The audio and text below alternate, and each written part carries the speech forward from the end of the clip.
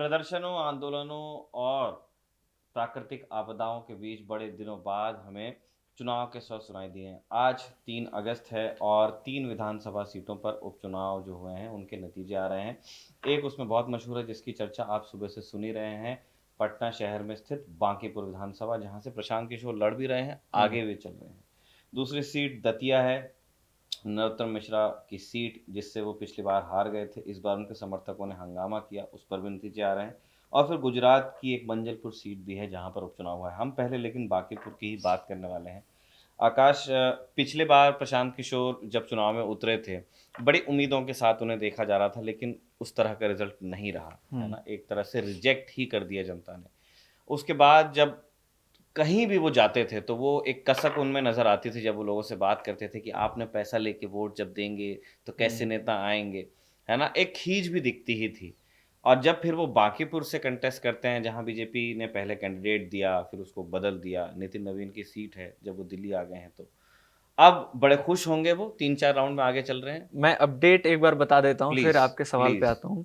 31 round की कुल गिनती होनी है, 7 राउंड की काउंटिंग गई। हो चुकी है चुनाव आयोग की वेबसाइट के मुताबिक। जो आधिकारिक डेटा है वो मैं बता रहा हूँ। प्रशांत किशोर यहाँ पे, उनको अभी तक 13,500 वोट मिले हैं और 3811 वोटों से आगे चल रहे हैं बीजेपी के नीरज कुमार से। जी। नीरज कुमार अभी 10,000 नहीं पहुंच पाए हैं वोटों में, 9,600 वोट हैं उनके पास। लेकिन ट्विटर पे मैं देख रहा हूँ कि जनसुराज के एक नेता हैं अनूप मैथिल, मिथिला स्टूडेंट यूनियन वगैरह इन्होंने बनाया था और मिथिला को लेकर एक्टिव रहे हैं लगातार। तो वो लोग जो काउंटिंग जो जहां काउंटिंग होती है उसके अंदर है, तो उनके पास अपडेट हो सकता है ज्यादा है। तो उन्होंने ट्विटर पे लिखा है कि 8 राउंड की गिनती हो चुकी है और 5,000 से ज्यादा वोटों से आगे चल रहे हैं प्रशांत। ये अनूप मैथिल का दावा है। तो बांकीपुर में फिलहाल ये तो एजेंट लगे हैं वहां पे। हाँ, तो हाँ, ये तो एक इनको तो मिल रही होगी हाँ, इन्फॉर्मेशन। तो ये कुछ ये वोटिंग के अपडेट हैं बांकीपुर में। और ये पहले राउंड से ही इसी तरह का ट्रेंड रहा है अभी तक। हालांकि जैसा मैंने पहले ही कहा कि 31 राउंड की गिनती होनी है, 7 राउंड हुए हैं, तो 24 राउंड अभी बचे हुए हैं। अभी किसी नतीजे पे तो नहीं पहुंचा जा सकता, लेकिन जो ट्रेंड अभी तक दिख रहा है कि 3-4 हजार का लीड बना हुआ है, वो भी एक ऐसी सीट पे जहां 1995 के बाद से बीजेपी हारी नहीं है। और बहुत दिलचस्प है कि जब उपचुनाव की घोषणा हुई बांकीपुर में, तो बीजेपी के जो वहां के लोकल लीडर्स हैं, उनमें से किसी ने मीडिया में कह दिया कि भाई यहाँ तो हम कुत्ते बिल्ली को भी चुनाव लड़ा देंगे तो हम जीत जाएंगे, यहाँ कोई चिंता नहीं है। उसके जवाब में कल 2 अगस्त को जनसुराज ने प्रशांत किशोर का एक वीडियो ट्वीट किया कि उसमें प्रशांत कह रहे हैं कि जो ये लोग कहते फिरते थे कि कुत्ता बिल्ली को लड़ा देंगे जीत जाएगा, इस बार बीजेपी बांकीपुर में इतने वोटों से हारेगी कि दोबारा इस तरह की बात नहीं करेंगे ये लोग। तो एक जो कॉन्फिडेंस वाला उनका फैक्टर रहा है या ओवर कॉन्फिडेंस, वो प्रशांत का उस वीडियो में रहा है। बाकी जो आपका सवाल था ये बांकीपुर को लेकर, बांकीपुर का चुनाव ना, जैसे उपचुनाव किसी भी सीट पर होता है तो ये मान के चला जाता है कि सूबे में जिसकी सरकार है उसके लीड रहेगा। हाँ, वो लीड में रहेगी, वो जीत जाएगी। बहुत इंटरेस्टिंग, आपको मतलब मुझे ध्यान नहीं है कि बाकी तो स्टेट्स में ये हो भी रहा है। दतिया में भी आप देख रहे हैं भारतीय जनता पार्टी कैंडिडेट आ गए हैं नरोत्तम मिश्रा के विरोध के बावजूद। गुजरात में भी लास्ट कौन सा बाईपोल है जो इतना इंटरेस्टिंग रहा होगा, जिस पर बहुत लोगों की नजर रही, मतलब बहुत गिनती का, बहुत पीछे जाना पड़ेगा। ये चुनाव इसीलिए इंटरेस्टिंग है और आई बॉल को कैच कर रहा है क्योंकि प्रशांत किशोर खुद वहां कैंडिडेट बनकर उतर गए। एक तरह से ना ये कोर्स करेक्शन है। जो पीके नवंबर 2025 में जब चुनाव हो रहा था बिहार में, तो उन्होंने कहा कि हाँ मैं लड़ भी सकता हूँ, नहीं भी लड़ सकता हूँ, लेकिन वो लड़े नहीं। 2-3 सीटों की चर्चा चली कि वो तेजस्वी के खिलाफ राघोपुर में जाकर लड़ेंगे, करगहर से लड़ जाएंगे, अंततः दोनों जगह से नहीं लड़े और उन्होंने हर सीट पे दूसरे कैंडिडेट्स उतारे। वो कोर्स करेक्शन अब जाकर हुआ कि एक ही सीट है तो मैं खुद ही उतर जाता हूँ। और इस बांकीपुर को आप इस तरह से भी देखिए कि ये बीजेपी का फोर्टे है, नितिन नवीन की सीट है। नीरज कुमार वहां पे कैंडिडेट जरूर हैं, वो लड़ रहे हैं, लेकिन आज अगर ये जीते या हारें, हेडलाइन जो बनेगा वो नितिन नवीन के ही नाम से बनेगा। उन्हीं के दिल्ली आने की वजह से खाली भी हुई है। और ये बात खुद बीजेपी के लोग भी कह रहे हैं, पत्रकार भी जानते हैं। ये जगजाहिर बात है कि जो टिकट अनाउंस भी हुआ है, इसमें कोई पार्टी का जो डेकोरम होता है उस तरह से नहीं हुआ है। ये फुल पावर इन्हीं के पास था कि भाई आप देख लीजिए किसको लड़ाना है। हाँ। और वो लड़ाया गया। जो अभिषेक बंटी को भी इन्होंने ही टिकट दिलवाया, लेकिन बंटी पे कुछ चीजें उनके खिलाफ चली गई, तो फिर बंटी को बैक किया, पीछे किया गया, और नीरज कुमार को भी इन्होंने ही ले आए, यही ले आए। अब इस चुनाव के नतीजे इस आलोक में देखे जाएंगे कि सम्राट चौधरी के सीएम बनने के बाद पहला चुनाव है, नितिन नवीन के बीजेपी राष्ट्रीय अध्यक्ष बनने के बाद पहला चुनाव है, और इस चुनाव को प्रशांत किशोर ने पूरे कैंपेन में सीधा सीधा 3-4 बातें वो कह रहे थे कि आपको मोदी को जवाब देना है, बांकीपुर में वोट कीजिए, रोजगार नहीं मिल रहा है, भ्रष्टाचार है, आप सम्राट चौधरी के काम से नाखुश हैं, आपको लगता है मेरी बात ठीक है कि 7 हत्याओं का ये अपराधी है, ये उनके वर्डिंग उनकी शब्दावली है ना, कि अब एक अपराधी को सीएम बना दिया बीजेपी ने, लाए थे नीतीश को और धोखा कर दिया आपके साथ, आप मुझे वोट कीजिए, हटाइए इनको। आप चाहते हैं कि एक मॉडल बना के मैं दिखाऊं कि बिहार में बिहार कैसा होना चाहिए, आप मुझे वोट कीजिए। तो पूरा उनका कैंपेन का जो उसका सुर था ना, वो सम्राट के खिलाफ था। ये सम्राट को लेकर टेस्टामेंट है, उनको लेकर ये एक टेस्टिमनी है कि पब्लिक क्या सोच रही है। तो अभी मतलब जो वहां से ट्रेंड्स आपको निकल के आ रहे हैं, वहां पब्लिक किस तरह, मतलब चैटर सोशल मीडिया पे किस तरह का है ये क्योंकि सबसे ज्यादा मजा पब्लिक वहीं ले रही है। हाँ। और बहुत दिनों बाद चैटर वापस आया है ट्विटर पे भाई, वरना अभी तक इंस्टाग्राम पे था। कल तक और आज तक में, जब आज भी पहले दूसरे राउंड की गिनती तक पूरा चैटर जो था वो साफ साफ दिख रहा था कि बीजेपी के पक्ष में, और लोग इसी तरह की बातें कर रहे थे कि ठीक है पीके ने अच्छा चुनाव लड़ा है, जीत बीजेपी रही है, लेकिन मार्जिन जो है वो कम रहेगा। हाँ, वो उस तरह का नहीं रहेगा, क्योंकि बांकीपुर में ना बीजेपी की हिस्ट्री रही है कि 50% वोट लेकर आते हैं, है ना। वहां पे विपक्ष ने जो सबसे बढ़िया परफॉर्म किया है वो 2015 में जब लालू नीतीश का गठबंधन था और वहां से कैंडिडेट महागठबंधन का लड़ रहा था, उसने 46,000 वोट हासिल किए थे। इसके ऊपर वो कभी गए ही नहीं। जो 2025 का चुनाव हुआ है उसमें नितिन नवीन ने इन्हीं रेखा कुमारी को, जो आरजेडी से इस बार भी कैंडिडेट है, 2025 वाले में भी थी, रेखा कुमारी को 51,000 वोटों से हराया था। तो वहां एकदम एक तरफा ही जीत होती है। वही चैटर इस बार भी था कि जीतेंगे बीजेपी, लेकिन मार्जिन कुछ कम बेस रहेगा। अब जब ये 7वें 8वें राउंड के तरफ जा रहा है तो फिर कई लोग लिख रहे हैं कि मेरी कल एक बीजेपी नेता से बात हुई, उन्होंने कहा कि अगर प्रशांत किशोर ये चुनाव हार गए तो मुझे बहुत हैरानी होगी अपने राजनीतिक अनुभव पर। तो वो अब धीरे धीरे शिफ्ट हो रहा है ना। अब देखिए ये तो विशेषज्ञों का मतलब प्रिय शगल ही है हाँ। कि जो भी घटता है वो उनको पहले से मालूम होता है, बस वो पहले बता नहीं पाते हैं। एक जो रीडिंग जो गलत हो रही थी लगातार, और मुझे समझ नहीं आ रहा था कि क्यों हो रही थी, एक ही व्यक्ति को मैंने देखा, संतोष सिंह हैं इंडियन एक्सप्रेस के, जिन्होंने उसमें एक जो जिस तरह से मैं सोच रहा था उस तरह की बात उनकी निकल कर आई। बहुत सारे लोग कह रहे थे कि यार बाईपोल हुआ, इसमें वोटिंग हुई, 34% वोटिंग हुई, कि इतने कम वोटिंग का मतलब क्या है। वहां से कुछ डिसाइफर करने की, डिकोड करने की कोशिश हो रही थी। लेकिन आप उस स्थिति में डिकोड तब करते हैं जब हिस्ट्री, कुछ डेटा आपके पास पुराना हो और वो बैक कर रहा हो कि यार पहले तो बहुत वोटिंग होती थी। बांकीपुर का पूरा हिस्ट्री है कि वहां कभी वोटिंग ज्यादा नहीं हुई। वहां हमेशा 50% से नीचे ही वोटिंग हुई है। 2025 के चुनाव में 41% वहां वोटिंग हुई है। तो जरूर वो 7% की गिरावट है, लेकिन वो इतनी बड़ी गिरावट नहीं है जहां से आप कुछ रिजल्ट के लिए डिकोड कर पाए। लेकिन ये लगातार चल रहा था कि ये जो कम वोटिंग हुई है, क्या ये सरकार के प्रति उदासीनता है, या लोग इस तरह से उदासीन है कि ठीक है जो चल रहा है वो चले, हमें कोई बदलाव नहीं चाहिए। लेकिन वहां से कोई रिजल्ट निकल कर नहीं आ सकता है। और मतलब क्या वो इस डिप को वैसे ही देख रहे हैं कि ये जिस तरह से इलेक्शंस में पहले वोटिंग होती आई है उसी तरह से हुई है, रिजल्ट कुछ और भी हो सकता है? क्या ये तुक था उनकी बात का? देखिए बांकीपुर, हाँ बिल्कुल वही तुक था कि वोटिंग में कुछ डिप आई है तो यहाँ से एक रिजल्ट हमें आता हुआ दिख रहा है। लेकिन बांकीपुर का ना फिर आपको डेमोग्राफी समझनी होगी कि वो बहुत शहरी इलाका है ना, वो पटना का कोर है एकदम। गांधी मैदान मेरा ख्याल है कि अगर मैं गलत नहीं हूँ तो उसी विधानसभा क्षेत्र का हिस्सा है। तो उस तरह का कदम कुआं इतना हाईलाइटेड एरिया है, वो जो है उसी बांकीपुर विधानसभा सीट के तहत आता है। तो वो ना शहरी इलाका है, लोग वहां बाकी बिहार के तुलना में ज्यादा पढ़े लिखे हैं। और बिहार में अगर आप पढ़े लिखे हैं इसका मतलब है कि आप बिहार में नहीं रहते हैं, आप बाहर ही जाएंगे, क्योंकि वहां कमाने का कोई खास साधन है नहीं। मैं बिहार से आता हूं, मुझे पता है, मैंने देखा है अपने आसपास कि अगर आपने 12th भी कर लिया, इंटरमीडिएट तक की भी पढ़ाई आपकी ढंग की है, तो आप भागते हैं बिहार छोड़कर पहले कि यहां से हटो, 10,000 12,000 की नौकरी कोई बाहर जाके कर लो। यहां तो वो भी नहीं होने वाला है।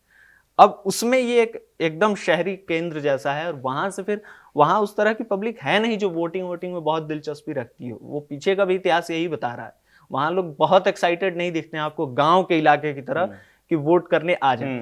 दूसरी एक चीज ये नोटिस करनी होगी कि नवंबर 2025 का जो चुनाव था वो छठ के आसपास था। बहुत सारे लोग बाहर से आए हुए थे छठ पूजा में, है ना, तो वो रुके हुए थे कि वोट आ ही गए हैं तो वोट करके चले जाते हैं। तो वहां इसलिए भी वो डिप वहां से भी आपको थोड़ा सा देखना होगा कि वो मार्जिन वहां दिखता है कि छठ पूजा था तो लोग रुके हुए होंगे। तो जो डेमोग्राफी आप मुझे बता रहे थे, क्या उसमें प्रशांत जो बातें करते हैं, है ना, जो उन्होंने जैसे अभी पिछला जो समय है वो बायर्स रिमोर्स देने में बिताया है बिहार को, कि आपने मतलब वो बार बार मैं सुनता था, कहीं उनकी जनसभा वहाँ की तस्वीर आ जाती थी, कोई उनसे कोई शिकायत करता था तो पैसे लेके वोट देंगे तो ऐसा ही तो होगा। तो इस मतलब ये उनकी एक भाषा होती थी कि आपने सही चुनाव किया नहीं है और अब आप शिकायत कर रहे हैं तो आप भुगतिए, है ना। तो ये एक फाइन मैसेज है, मतलब वो इंगित कर रहे हैं कि आपने सही मुद्दों का, सही नेताओं का, सही पार्टियों का चुनाव नहीं किया, मैं सही चीज हूँ। तो ये जो लैंग्वेज है या ये जो आग्रह है, क्या बांकीपुर में ऐसे लोग बसते हैं जिन तक कम्युनिकेट हुआ होगा ठीक से? बांकीपुर में खास करके ऐसे लोग बसते हैं जो जिसको कहते हैं कि पॉलिटिकल एक चांस लेने वाले, है ना। क्योंकि अब नितिन नवीन नहीं है। आप कैंपेन में देखिए कि जब हालत थोड़ी खस्ता हुई दिखी, बीजेपी ने 40 स्टार प्रचारक उतारे थे बांकीपुर में। रिपोर्ट है प्रॉपर, जो लोग वहां गए रिपोर्ट करने, उन्होंने वहां से रिपोर्ट किया है कि बिहार का एक भी जिला नहीं है जहां से बूथ स्तर के कार्यकर्ता नहीं बुलाए गए हो। बांकीपुर में बीजेपी ने बुलाया कि आइए, और आगे वहां प्रॉपर कैंपिंग हुई है, कैंप लगाकर लोगों को डेरा डलवाया गया है कि रहिए यहीं पर। रविशंकर प्रसाद, मंगल पांडे, पवन सिंह ने प्रचार किया, जितने आप बड़े नेता नाम ले सकते हैं दिल्ली वाले छोड़कर, वो सब वहां पहुंचे हुए थे। खुद नितिन नवीन गए। नितिन नवीन को यह कहना पड़ा कि नाम भले नीरज का है लेकिन आप मान के चलिए कि मैं चुनाव लड़ रहा हूं, मुझे देखकर वोट कीजिएगा। ये नितिन नवीन का बयान है। उनको ये बात कहनी पड़ी वहां उतरकर। वो गली गली गए, वहां जाकर उन्होंने ये तक कहा अपनी एक स्पीच में कि आप लोग वोट करते हुए ये मत भूलिएगा कि मैं यहीं से निकला हूं, कि इसी गली कूचे से आपके बीच से निकलकर बीजेपी ने देखिए मुझे ये बनाया है, तो आप मुझे देखकर वोट कीजिए। और उसके सामने थे प्रशांत का मैं एक स्पीच सुन रहा था, उसमें और भाषा जो है ना, जो आप कह रहे थे कि पहले वो डांट देने वाली भाषा, डपटने वाली भाषा कि आप पैसा लेकर वोट देंगे तो यही मिलेगा, रो क्यों रहे हो, वो टाइप वाली भाषा वो बदली। और जब हम लोग वोटिंग जब बीच में चल रहा था, प्रचार वगैरह चल रहा था, तो संतोष जी के साथ मैंने एक इंटरव्यू किया था, तो उसमें मैंने उनसे यही पूछा था कि क्या ये कोर्स करेक्शन है दोनों एंड पे, कि प्रशांत खुद चुनाव लड़ रहे हैं और उनकी भाषा भी बदल रही है। तो उन्होंने कहा था कि बिल्कुल ये कोर्स करेक्शन है। वो मीडिया के प्रति भी जो उनका व्यवहार था, वो इस बार जितने इंटरव्यूज पहले तो गंडासा लेके दौड़ते थे भाई। हाँ, माने उनको था कि तुम चढ़ के नहीं सवाल पूछ सकते हो, और वो रगड़ देना जिसको कहते हैं, उस तरह की भाषा का वो इस्तेमाल करते थे। इस बार जितने इंटरव्यूज हुए हैं प्रशांत किशोर के बांकीपुर में, आप सारे इंटरव्यूज उठा के देख लीजिए, कठिन से कठिन सवाल पूछा गया लेकिन जवाब पिछली बार की तरह नहीं था। जवाब बदला हुआ है कि हाँ तो बदल रहे हैं, कोर्स करेक्शन किया है, हम देखिए चुनाव लड़ रहे हैं, हम लोगों के सामने एक मॉडल भी रख रहे हैं। पहले उनके भाषणों में ज्यादा इस बात की जिक्र की चर्चा नहीं होती थी कि हम अगर जीत कर आए तो हम क्या करेंगे, ज्यादा इस बात की चर्चा होती थी कि आपने जिनको जिताया है उन्होंने क्या किया है। लालू और नीतीश ने 90s के बाद से आपके सूबे के साथ क्या किया है, इसकी अधिकता ज्यादा थी। इस बार के जितने भाषण आप उठा के देखेंगे उसमें ज्यादातर समय इस बात पर खर्च हुआ है कि मैं जीत कर आऊंगा तो क्या होगा। हर स्पीच में वो एक बात मेंशन कर रहे थे, मैंने कई भाषण उनके सुने जिसमें वो कह रहे हैं कि देखिए एक विधायक बन के जाऊंगा, मेरी तो सरकार है नहीं, मैं एक विधायक बन के जाऊंगा तो बहुत कुछ तो नहीं कर पाऊंगा, लेकिन मैं एक मॉडल बनाने की जरूर कोशिश करूंगा कि मैं बिहार को कैसा देखना चाहता हूं, है ना, कि अगर सरकारी स्कूल खराब होंगे तो आपके बच्चों को हम प्राइवेट स्कूल में पढ़ाएंगे, खर्च हम खुद उठाएंगे।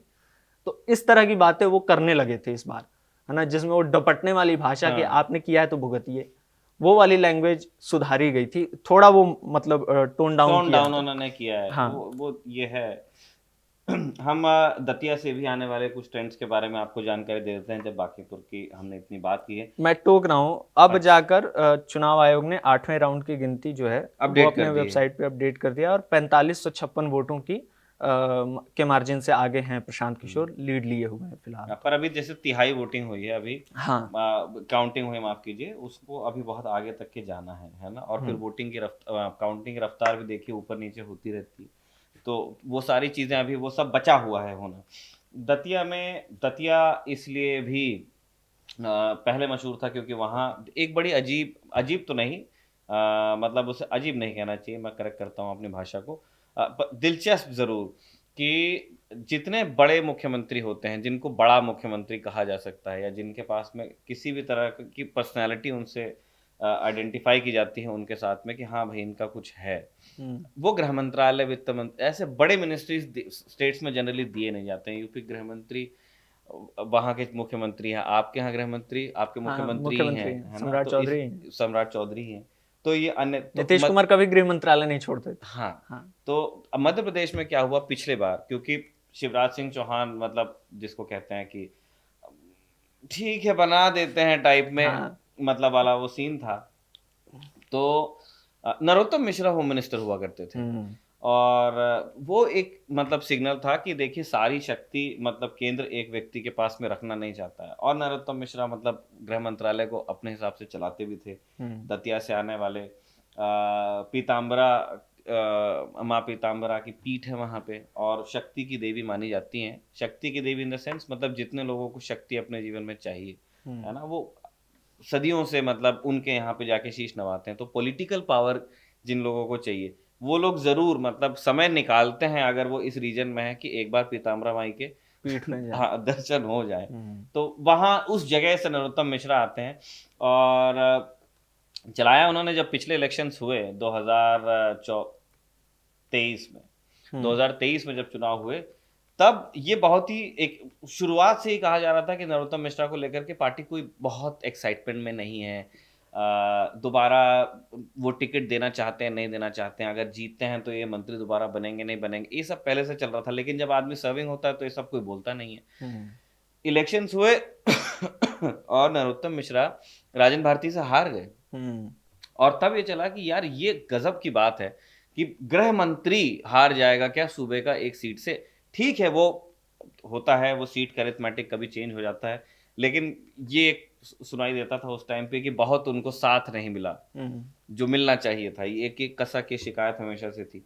राजन भारती कांग्रेस के जीत गए और वो वहां से विधायक हो गए, लेकिन क्योंकि सरकार बनी नहीं तो फिर वो अपनी ऑपोजिशन की पॉलिटिक्स कर रहे हैं। उस बीच एक बैंक फ्रॉड केस में दिल्ली में ही वो शायद फैसला सुनाया गया है, वो उनको सज़ा हो गई और फिर मान्यता चली जाती है, आप 6 साल के लिए चुनाव भी नहीं लड़ सकते, आपको छोड़ना पड़ता है। तो उपचुनाव, अब उस उपचुनाव में नरोत्तम मिश्रा मान के चल रहे थे कि पिछली बार तो देखिए जो जो माहौल अलग था, शिवराज सिंह चौहान यहाँ पे थे। हुँ। शिवराज सिंह चौहान को भी देखिए वहाँ एमपी से बाहर निकाला गया कि भई मोहन यादव पनप पाएँ, हुँ। वरना वो वो संभव स्पेस बन सके। हाँ, क्योंकि भाई शिवराज ऐसे वो उनको आप बहुत ही जिसको कहते हैं कि ज़हर बुझे भाषण वो नहीं कहते हैं किसी के ऑपोज़िशन के भी बारे में। लेकिन उनके पॉलिटिकल राइवल सर्वाइव करते नहीं हैं, ये फैक्ट है। जितने साल वो रहे वहाँ पे, हुँ। चाहे वो ऑपोज़िशन में बैठने वाले हों और ज़्यादा तो बीजेपी वालों की जिसको कहते हैं कि तो वो अब एक्टिव पॉलिटिक्स में दिखेंगे नहीं आपको उनके कॉम्पिटिटर्स तो और वो बहुत दौरे-वौरे करते थे, तो उस टाइम शिवराज सिंह चौहान थे। या लोग बात करते थे कि यार सीएम और एचएम क्या बहुत बात-वात नहीं करते हैं क्या? या एक-दूसरे को उतना फ्रेंडली नहीं है? हुँ। लेकिन अब शिवराज सिंह चौहान नहीं थे, वो यहाँ पे सेंटर में है भाई, यहाँ मिनिस्टर बने हुए हैं, वहाँ मोहन यादव है। तो एक नरोत्तम मिश्रा के दिमाग में शायद ये बात रही होगी कि अब टिकट आएगा, है ना? हुँ। राजेंद्र भारती वाला जब केस हमने मतलब एक तरह से एक अंजाम पे पहुँच गया तो हमको मिलेगा। लेकिन पार्टी की जो क्लैरिटी थी, वो आपको दूसरी बार भी दिखती है। पार्टी ने हाँ। टिकट दिया आशुतोष तिवारी को। हुँ। और ये बीजेपी के ही हैं और आप देखिए दतिया में भरपूर हिंसा हुई है। नरोत्तम मिश्रा के जो समर्थक थे उन्होंने जो मुख्य मार्ग जो मेन नेशनल हाईवे जाता है श्रीनगर कन्याकुमारी, दतिया नहीं दतिया उस पे पड़ता नहीं, मुरैना पड़ता है। दतिया उसके विसिनिटी में है। तो उधर से श्रीनगर कन्याकुमारी नहीं रहा होगा, लेकिन दूसरे जो हाईवेज़ हैं उन्होंने ब्लॉक किए बड़े और 1 दिन से ज़्यादा वहाँ हिंसा चली और पुलिस हुँ। मतलब कि बेटा नहीं भैया नहीं करके कहीं नहीं सुन रहे हैं तो लाठी-वाठी भाँज के आखिर में नरोत्तम मिश्रा को ही कैमरे पे बिठा के मतलब उनसे कहलवाया। अपील कहलवाई हुँ। गई कि भाई आप मतलब इन अपने समर्थकों को आप समझाइए। इंटरेस्टिंग चीज़ क्या हुई कि घनश्याम सिंह जो कांग्रेस से हैं, उन्होंने इल्ज़ाम लगाया राजन भारती पर कि वो नरोत्तम मिश्रा से मिले हुए हैं और वो मेरा कैंपेन कर रहे हैं खराब। और अभी कुछ दिन पहले की बात है राजन भारती को पार्टी से एक्सपेल किया गया एंटी पार्टी हाँ। एक्टिविटीज़ के लिए। तो दतिया में ठीक है नरोत्तम मिश्रा को टिकट नहीं मिला लेकिन एक्टिविटी पूरी तरह से थम नहीं गई है। और अभी का जब हम आपसे बात कर रहे हैं वीडियो रिकॉर्ड हो रहा है 12:30 बजे। घनश्याम सिंह 308 वोटों की लीड से आगे हैं। बहुत लंबे समय से पीछे भी चल रहे थे। 15 राउंड यहाँ पे होने वाले हैं, जिसमें से 5 राउंड पूरे हुए हैं। आशुतोष तिवारी भारतीय जनता पार्टी के कैंडिडेट हैं, 308 वोट से पीछे चल रहे हैं। पार्टी के हिसाब से आप देखेंगे, पार्टी बिल्कुल चाहेगी कि, और मोहन यादव भी चाहेंगे इस बात को कि नरोत्तम मिश्रा को अगर नाराज करने का आपने रिस्क लिया है, एक कॉल है वो, ठीक, वो सही और गलत अलग बात है, लेकिन वो एक दिशा तय की गई है पार्टी नेतृत्व की तरफ से। उसके बाद अगर आशुतोष तिवारी हारते हैं तो नरोत्तम मिश्रा का स्टैंड विंडिकेट हो जाएगा कि टिकट मुझे मिलना चाहिए था, नहीं मिला, देखिए क्या हुआ। और अगर आशुतोष तिवारी जीत जाते हैं तो पार्टी, मुझे लगता है कि अब लंबे समय तक के नरोत्तम मिश्रा को एक क्लैरिटी दे देगी कि देखिए जो हुआ है उसका एक कारण भी था, पिछले बार भी हुआ, इस बार भी हुआ। हमें देखना है लेकिन कि क्या ये रिजल्ट इस तरह लॉक होंगे, क्योंकि मोहन यादव इस अभी जो ट्रेंड चल रहा है उसको तो वो एक्सेप्ट नहीं करेंगे। बाद में हमने वो भी देखा था एक बार मोहन यादव के साथ, इस घटना के बाद में नरोत्तम मिश्रा मोहन यादव के साथ एक स्टेज पे एक मंच पे थे जहाँ रो रहे थे, हाँ, इमोशनल हो गए। तो वो एक आपको दिख रहा है कि वो कितना एक, जिसको मोहन यादव बगल से पानी उठाकर दे रहे हैं। हाँ, उन्होंने दिया भी, तो वो, क्योंकि वो अब जैसे जिसको कहते हैं ना मोमेंट ऑफ ट्रूथ, उन्होंने सामने देख लिया कि जो हुआ है उसको एक्सेप्ट करने के अलावा उनके पास में कोई चारा तब था नहीं। खैर, तो ये 2 इंटरेस्टिंग उपचुनाव है। आंचलपुर के हम रिजल्ट्स अभी के ट्रेंड आपको पढ़ के बता देते हैं। मंजलपुर, माफ कीजिए, मंजलपुर में सत्येंद्र भाई पटेल हैं भारतीय जनता पार्टी के, 17,198 वोट की लीड से आगे चल रहे हैं। और भीखाभाई राबरी हैं, ये इंडियन नेशनल कांग्रेस के हैं, ये 17,198 वोट की लीड से पीछे चल रहे हैं। और इसका मतलब ये मजेदार ये है कि मंजलपुर में मैं देख रहा हूँ, दतिया आप देख लीजिए या बांकीपुर देख लीजिए, आपको ढेर सारे कैंडिडेट्स दिखेंगे। हाँ। मंजलपुर गुजरात में सिर्फ 2 कैंडिडेट्स हैं, बीजेपी कांग्रेस। हाँ, और नोटा को 1246 वोट मिले। तो मंजलपुर में 19 राउंड की वोटिंग होनी है और 11 के नतीजे ईसीआई की साइट पर हैं। लेकिन देखिए 17,000 की लीड नहीं टूटेगी। हाँ। मतलब ऐसा सेफली कहा जा सकता, हम अभी भी ये कहने से तो बचेंगे कि सत्येंद्र भाई पटेल जीत गए, पर जीतेंगे ऐसा लगता है। बांकीपुर में 9 राउंड की काउंटिंग हो चुकी है अब, और प्रशांत किशोर का जो लीड है वो 5,000 से ज्यादा वोटों का हो चुका है, 5,272 वोटों से आगे चल रहे हैं। 9 राउंड की काउंटिंग पूरी हुई है। इसमें मजेदार पता है क्या है? बताइए। बांकीपुर चुनाव को लेकर सबसे ज्यादा जिस कास्ट एनालिसिस पे ध्यान गया लोगों का कि कायस्थ बहुल सीट है, और जो नितिन नवीन के पिता थे, और नितिन नवीन ये लोग कायस्थ समाज से आते हैं, इसीलिए इनका वर्चस्व रहा है। अभी तक जितने काउंटिंग हुई है ये सारे उन्हीं जगहों के वोटिंग मशीनें खुली हैं, काउंटिंग हो रही है वहीं की, जो कायस्थ बहुल सीटें हैं, कायस्थ बहुल इलाके माने जाते हैं। वहां पे कायस्थ बहुल वार्ड्स में ही अब देखिए कि प्रशांत किशोर के पास 5,000 की लीड है। जो मुस्लिम एरिया है जहां मुस्लिमों की आबादी ज्यादा है या बैकवर्ड क्लास की आबादी ज्यादा है, SC ST के लोग ज्यादा रहते हैं, उधर की काउंटिंग अभी शुरू भी नहीं हुई है।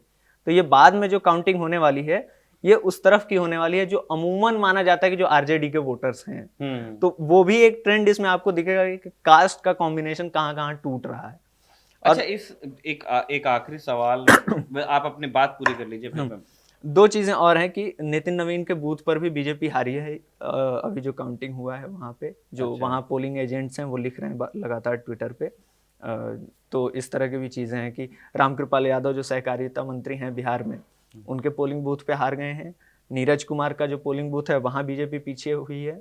जो नितिन नवीन है राष्ट्रीय अध्यक्ष और जिन्होंने सीट छोड़ी है जिसकी वजह से ये उपचुनाव हो रहा है, उनकी भी सीट पर बीजेपी हारी ही है। जी, आप कुछ पूछ रहे थे। मैं ये जानना चाहता था कि जैसे जनरली हमने देखा है कि बीजेपी जब इलेक्शन लड़ती है और अनेक रंगों के मतलब जब दल होते हैं तो फिर वो उनके एक एंटी बीजेपी कोalition की भी बात होती है। प्रशांत इस तरह की चीज़ें करते नहीं है, लेकिन क्या कोई टैसिट अंडरस्टैंडिंग थी जो रेखा कुमारी हैं उनके और प्रशांत किशोर के कैंपेन में? क्या मतलब क्या ऐसा होगा कि RJD को अमूमन वोट करने वाले लोग प्रशांत को वोट डाल देंगे? एक ना ये 2025 वाला जब विधानसभा चुनाव हुआ नवंबर में, उसके ठीक बाद एक MLC का चुनाव हुआ एक सीट पर, आरा बक्सर मेरे ख्याल से। वहां पे जनसुराज अपना कैंडिडेट उतारने वाली थी, लेकिन कांग्रेस ने जनसुराज से बात की, जो सूत्रों के हवाले से तब खबर चली, जो हम लोगों ने भी थोड़ी बहुत बिहार में हमारी जो बातचीत है उनसे बात करके पता चला कि अच्छा, जनसुराज के बारे में खबर निकालना सबसे आसान काम है। वहाँ काम करते हैं प्रोफेशनल्स जो किसी न किसी यूनिवर्सिटी से पढ़कर गए हैं, उनसे आपका कांटेक्ट हो सकता है। तो उसमें ये पता चला कि कांग्रेस ने बात की थी प्रशांत किशोर से कि भाई आप कैंडिडेट मत दो, आरजेडी को लड़ने दो, और आगे कुछ होगा तो हम आपको बैक करेंगे, है ना। इन्होंने कैंडिडेट नहीं दिया और वहां पे बहुत कम मार्जिन से, मेरे ख्याल से 100 या 150 के मार्जिन से एमएलसी के उस चुनाव में आरजेडी का कैंडिडेट जीता और बीजेपी हारी वहां पर। जब ये उपचुनाव हुआ बांकीपुर का, तब ये फिर चला कि प्रशांत किशोर की तरफ से ये मैसेज दिया गया है कांग्रेस आला कमान को यहां दिल्ली में कि आप लोग कैंडिडेट मत उतारिए, आप लोग मिलकर मुझे उम्मीदवार घोषित कीजिए, विपक्ष का साझा उम्मीदवार। आपको नहीं घोषित करना है मत कीजिए, लेकिन कैंडिडेट मत दीजिए, मुझे लड़ने दीजिए। कांग्रेस इस बात पर राजी थी, लेकिन आरजेडी इस बात पर राजी नहीं थी, क्योंकि तेजस्वी यादव को हमेशा उस बात का डर है, वो इनसिक्योरिटी पहले बहुत धीरे धीरे धीमी आवाजों में वो खबरें छपा करती थी या एनालिसिस होता था, अब ये खुलेआम लगातार उनके काम से दिखता है कि वो लगातार इस बात को लेकर इनसिक्योर हैं कि जो मेरा स्पेस है, बीजेपी के अलावा का जो स्पेस है, उसमें कोई तीसरा व्यक्ति आकर दखल ना बना ले, क्योंकि फिर मेरा स्पेस तो खत्म ही हो जाएगा। उन्होंने कन्हैया कुमार के साथ जब 2019 का चुनाव हो रहा था, यही हुआ, एकदम अड़ गए कि नहीं, बेगूसराय से लड़ने नहीं देंगे, और उतार दिया दूसरा कैंडिडेट, है ना। जबकि कोई तुक नहीं बन रहा था वहां पे, जो लोग भी थे कि यार आप सीट मैनेज कर लो, आपने सीट बंटवारा हुआ, वहां भी आपने बेगूसराय नहीं दिया, बेगूसराय दे दिया, वहां से जब कैंडिडेट उतार रही है कांग्रेस तो आपने अपना उतार दिया कि फ्रेंडली फाइट है, हम भी अपना कैंडिडेट लड़ाएंगे। इस बार भी तेजस्वी ने वही किया, कांग्रेस अपना अलग बात करती रही। राजेश राम जो वहां कांग्रेस के अध्यक्ष हैं वो नाराज हुए, उन्होंने बयान दिया। जो दूसरे कांग्रेस के वहां पे लोकल लीडर्स हैं उन्होंने बयान दिया कि तेजस्वी अपने मन से चल रहे हैं, गठबंधन की बात नहीं सुन रहे हैं। लेकिन तेजस्वी ने रेखा कुमारी को वहां से कैंडिडेट उतार दिया। अच्छा, समझ में आता कि आपके पास एक स्ट्रैटेजी है इस चुनाव को जीतने की, जब आप कोई ऐसा कैंडिडेट लेकर आते जिसके बारे में कहा जा सकता था कि हाँ ये लड़ सकते हैं। चांस रेखा कुमारी 51,000 वोटों से हारी हैं पिछला चुनाव, उनका ट्रैक रिकॉर्ड बता रहा है कि वो इस चुनाव में कहीं नहीं। पूरे कैंपेन में जिस दिन से उपचुनाव के तारीखों की घोषणा हुई है, कहीं आरजेडी इस बहस में नहीं है। पूरा चुनाव बीजेपी वर्सेस प्रशांत किशोर है। आप कैंपेन में कहीं नहीं दिखे, आप नैरेटिव में कहीं नहीं दिखे। आज जब काउंटिंग हो रही है तो रेखा कुमारी 9 राउंड की जो गिनती हुई है उसमें 3,449 वोट पाई हुई है।